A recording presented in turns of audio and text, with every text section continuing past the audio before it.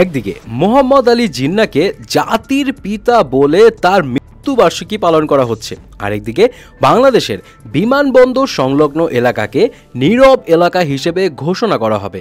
বিষয় হলো, আমাদের দেশ থেকে সংকট যে এখনো পুরোপুরি চলে গেছে এমনটা ভাবার কোনো কারণ নেই। যেখানে এত সংকটময় পরিস্থিতির মাঝেও কিন্তু অন্তর্বর্তীকালীন সরকার একটু একটু করে পজিটিভ চেঞ্জেস নিয়ে আসছে। যেমন for the first time Bangladesh রেলওয়েতে কল সেন্টার চালু করা হয়েছে, যেখানে 131-এ কল করলে এখন রেলওয়ের বিভিন্ন তথ্য যেমন ট্রেন স্কেজুয়াল, টিকিট সংক্রান্ত তথ্য সহ আরও কিছু তথ্য সেবা পাওয়া যাবে। তারপর এই যে বিমানবন্দরেও ফ্রি ওয়াইফাই, হেল্প ডেস্ক সহ ছোট ছোট চেঞ্জেস আনা সহ এখন আবার আরেকটা বড় পরিবর্তন করতে যাচ্ছে, সেটা হলো বিমানবন্দরের আশেপাশে এলাকাগুলোকে আগামী 1 অক্টোবর থেকে একদম নীরব এলাকা হিসেবে ঘোষণা করে দেওয়া হবে।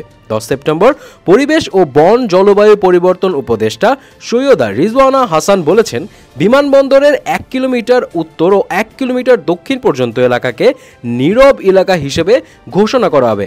এখানে গাড়ির হর্ন বাজানো একদম নিষেধ করে দেওয়া হবে। পাশাপাশি বিমানবন্দরকে সিঙ্গেল ইউজ প্লাস্টিক মুক্ত করতে বিকল্প সামগ্রীর ব্যবহারকে উৎসাহিত করা হবে। বাট পজিটিভ চেঞ্জেসের মধ্যে একদম মাঝে মাঝে উদয় হচ্ছে নানা রকম ডিস্টার্ব অ্যান্ড বিতর্কিত কর্মকাণ্ড।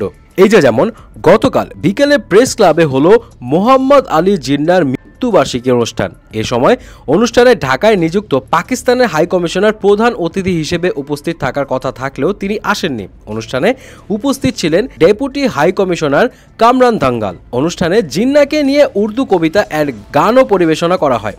আবার কিছু কিছু ভক্তরা এটাও বলেন যে 5 আগস্ট আমাদের বিজয় দিবস, এটি আমাদের স্বাধীনতা দিবস। আরও বলা হয়, যে কোনোভাবেই হোক আমরা স্বাধীন হয়েছি, আমাদের পাকিস্তানের সঙ্গে সম্পর্ক রক্ষা করতে হবে। মোহাম্মদ আলী জিন্নাহ না থাকলে পাকিস্তান সৃষ্টি হতো না, আর পাকিস্তান না থাকলে বাংলাদেশেরও সৃষ্টি হতো না।